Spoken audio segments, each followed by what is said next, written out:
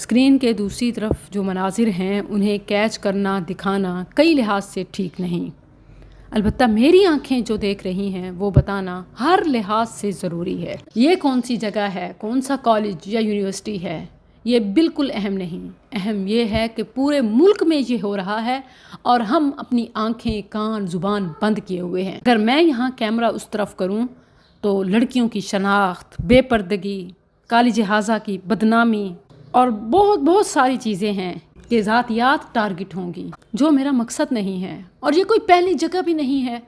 آپ اپنے ارد گرد نظریں دوڑائیں، کیا آپ کو تعلیمی اداروں میں بالخصوص اور ہر جگہ بالعموم، خواہ وہ پارک ہوں، پبلک پوائنٹس ہوں، فوڈ اسٹریٹس ہوں، یہی نظر نہیں آتا کہ نوجوان لڑکے لڑکیاں ہاتھوں میں ہاتھ، آنکھوں میں آنکھیں، کہکے، سرگوشیاں، خوش گپیاں، اور اس سے آگے میری زبان بیان نہیں کر سکتی کہ وہ سب کرتے نظر آتے ہیں جو صرف ہسبینڈ وائف کے حلال رشتے میں ہو سکتا ہے، اور یہ خصوصاً کالجز یونیورسٹیز کے احاطے میں ہوتا ہے۔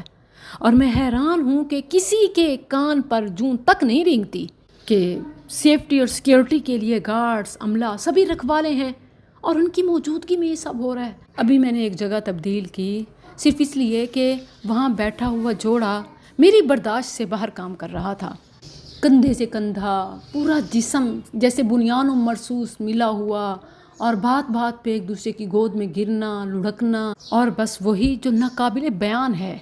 اور یہ ایسی فلم ہے کہ جس میں کوئی بریک نہیں، گھنٹوں کی مشقیں ہوتی ہیں، کام والا کام کر کے چلا جائے، انتظار والے کا انتظار ختم ہو جائے، یہ سب نان سٹاپ ہے، صبح سے شام اور شام کی پھر علیحدہ سے کلاسز جو رات گئے جاری رہتی ہیں۔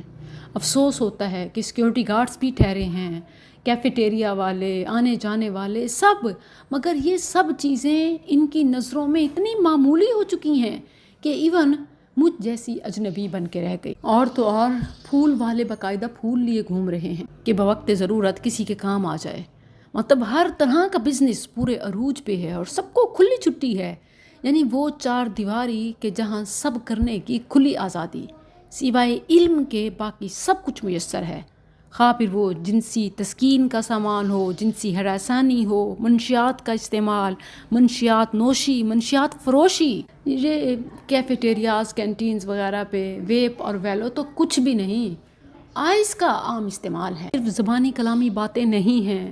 آپ بھی یونیورسٹیز، کالجز جاتے آتے ہیں، کیا آپ نہیں دیکھتے کہ جوڑا جوڑا کیفیٹیریا کے احاطے میں تو بھرا ہی ہوا ہے، اب تو کونوں خدروں میں، درختوں کے نیچے، جھاڑیوں کے پیچھے، گاڑیوں کے اندر لاؤڈ میوزک، اور بے حیائی کی ہر حد پار ہے۔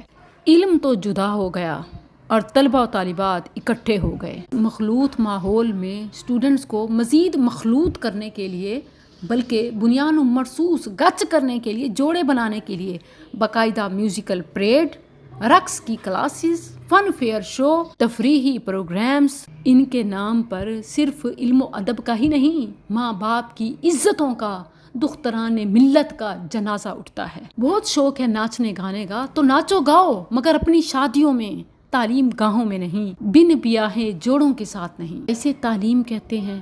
کیا یہ غیر نصابی سرگرمیاں ہیں کہ جن کے نام پر تعلیم اور نصاب کو ہی خارج کر دیا جائے؟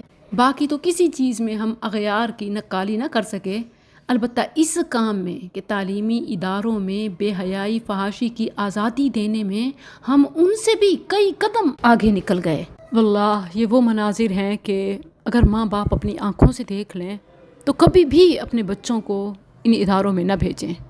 ہم اپنے پیسوں سے اپنے بچوں کو یونیورسٹیز نہیں، کلبز میں بھیج رہے ہیں، جہاں ماں باپ کے پیسوں سے ان کے ارمانوں کا خون کر کے اپنے ارمان پورے کیے جاتے ہیں۔ میں اعلیٰ تعلیم یا یونیورسٹیز، کالجز میں بھیجنے کے خلاف نہیں، بس یہ درخواست کرنا چاہتی ہوں کہ والدین اولاد سے اپنا تعلق مضبوط رکھیں، یہ ان کے خرچے، ان کے داخلے کروا کے اپنے آپ کو آزاد نہ سمجھ لیں۔ آپ نے انہیں خطرناک ہتھیار دے کے نگرانی کرنا چھوڑ دی۔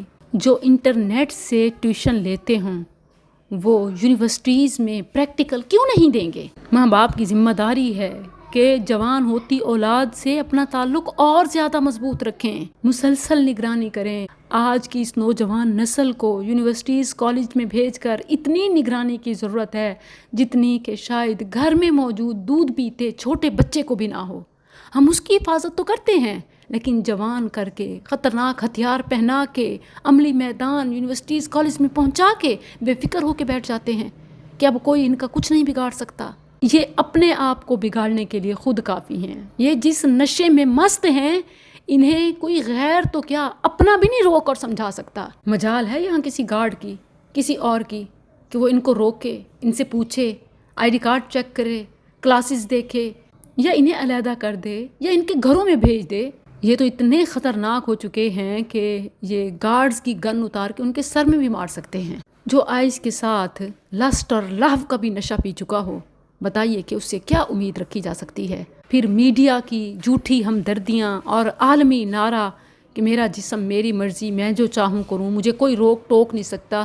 اب اس سب میں اپنی نسلوں کو ہم کیسے بچائیں؟ کیا آنکھیں بند کرنے سے یا بات نہ کرنے سے خطرہ ٹل سکتا ہے؟ یہ تعلیمی اداروں کے خلاف بیان بازی نہیں، یہ ہمیں اپنے گھروں سے بھی زیادہ عزیز ہیں۔ یہ بچے کسی اور کے نہیں، یہ میرے اور آپ کے ہیں، یہ ہمارے ہیں۔ ان کے نقصان کا درد ہمیں ہے۔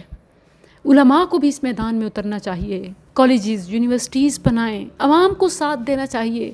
جس طرح آپ ایک مسجد مدرسے کی تعمیر میں صدقات و خیرات سے تعاون کرتے ہیں، بالکل اسی طرح علماء کی سرپرستی کریں کہ وہ کالجز، یونیورسٹیز بنائیں، کہ وہ قال اللہ وقال الرسول کا سبق پڑھائیں، وگرنہ اس نظام تعلیم سے کوئی امید نہیں رکھی جا سکتی۔ یہاں سبق لے کر بچے نہ رب کے رہیں گے، نہ والدین کے رہیں گے، اور نہ ہی اپنی ذات کے رہیں گے۔